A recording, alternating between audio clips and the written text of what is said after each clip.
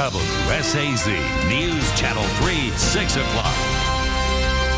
It's not something we typically see in a neighborhood like this. Gunfire and SWAT teams shatter the silence of the usually quiet neighborhood. Tonight, exclusive video from a scene that no one will soon forget. Good evening. I'm Jessica Ralston in Charleston. And I'm Timmy here in Huntington. First tonight, a terrifying shootout in a quiet neighborhood.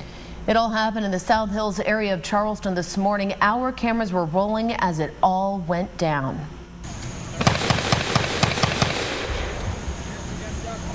It started around 9:30 on Cornwall Lane. Police say Mark Bramble started shooting outside of his home. When officers arrived, they say he started to shoot at them as well. You are watching exclusive video from that scene. A 3-hour standoff forced neighbors to hide in their homes, and a nearby school went into lockdown mode. We have live team coverage tonight. Rahel Solomon has new details about the shooting suspect. Shannon Hauser is live with reaction from the neighbors, but we start with Kathleen Moxley, who was first on that scene and has the latest on the investigation. We actually arrived here as police were getting on the scene, which is much different tonight. The crime scene has been reduced to the house where the suspect lives. There is a major sigh of relief being heard throughout this neighborhood tonight. That was not the case this morning.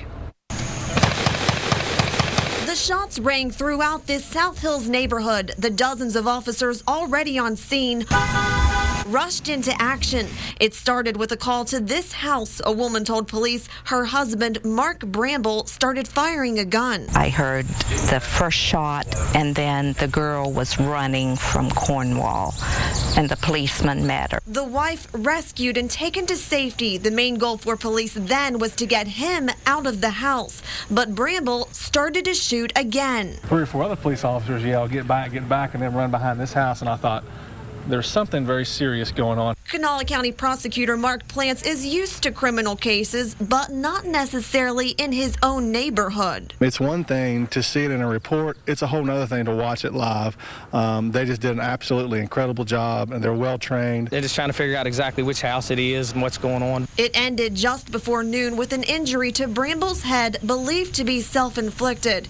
He was taken to the hospital for surgery. Now neighbors hope these sights and sounds are over for good. We're just relieved it's over and our neighborhood can get back to normal maybe here in a couple of days. Bramble's wife told police she's not sure why her husband randomly started shooting that gun, but I can tell you an official source tells me Bramble had been having some personal issues and had gone off his medication. All right, well, we do have new details about who Mark Bramble is. He is an attorney with the West Virginia Attorney General's office. News Channel 3's Rahel Solomon joins us. We have learned he was actually quitting his job at the end of the month. Jessica, Attorney General Patrick Morrissey confirms that just days ago, Mark Bramble turned in his letter of resignation. That would have gone into effect, as you said, on August 30th. A spokesperson with the Attorney General's office tells us the letter didn't explain why he was leaving his position within the Workers' Compensation Division. Bramble had worked for the AG's office since June of last year. He had also worked at the law firm formerly called Kestner, Bramble.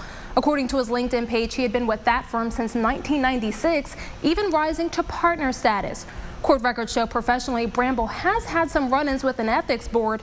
In 2000, Bramble was admonished for listening into calls of a prison inmate. Officials say that Bramble believed that inmate may have played a role in the death of his young child in January of 2000. During a press conference today, Police Chief Brent Webster said Bramble may have had some hallucinations before this morning's event. Here's what his wife told police about those moments just before the shooting.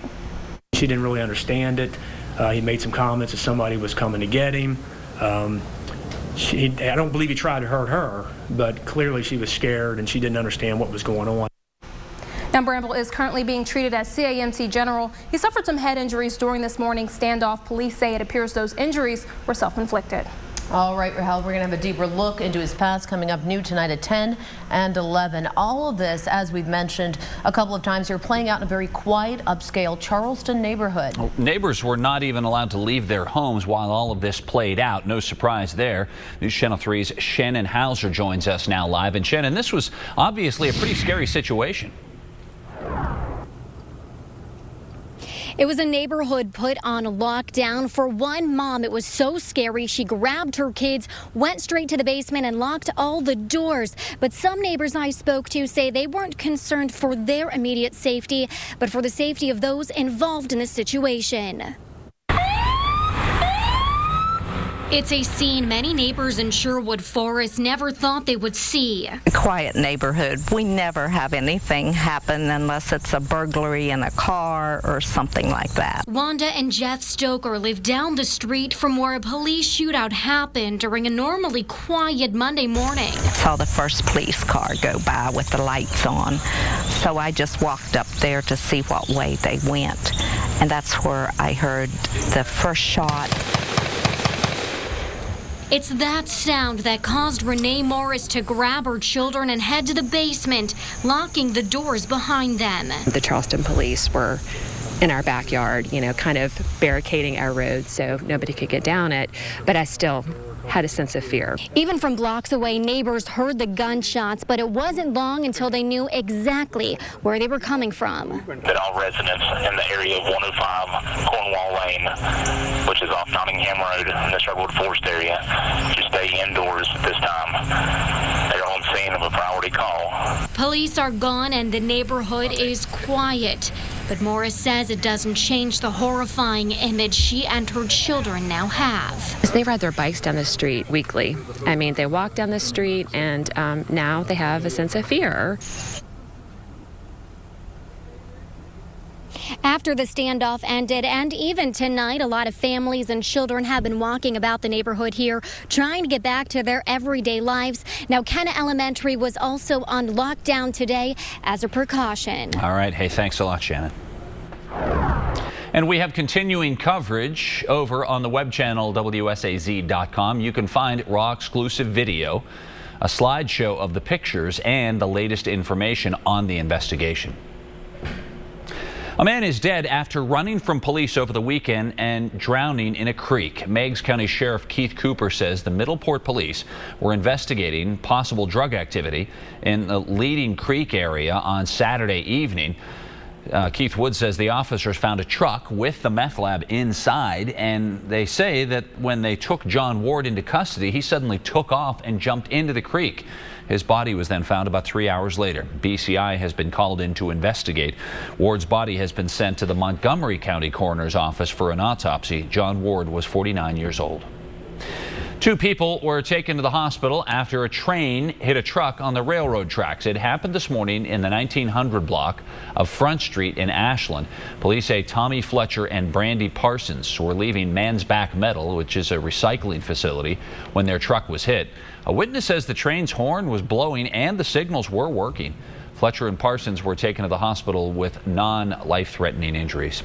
Close call for another driver after his truck rolled over. The crash happened about 7 o'clock this morning on the approach to the Shillian Bridge in Kanawha County. Police say the driver was trying to make a turn when the logs on his truck shifted, causing the vehicle to turn over. The logs then spilled and rolled all over the bridge ramp. No one was hurt. Luckily, a fence, as you can see, kept the logs from rolling off the bridge down onto the road below. A family of 4 without their home tonight after the house caught fire early this morning. The fire in the 700 block of Fort Gay Road in Wayne County was reported about 6:45 this morning. Firefighters say an 8-year-old girl, a 16-month-old girl, and their parents were in the home. They all made it out safely, but the family dog did not. Everything in the home was destroyed, so the Red Cross is helping the family out.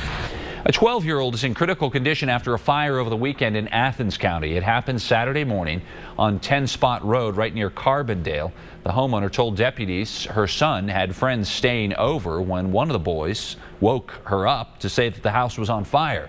She told deputies they tried to get everyone outside and then realized that one of the boys, 12-year-old Justin Dye, was still inside.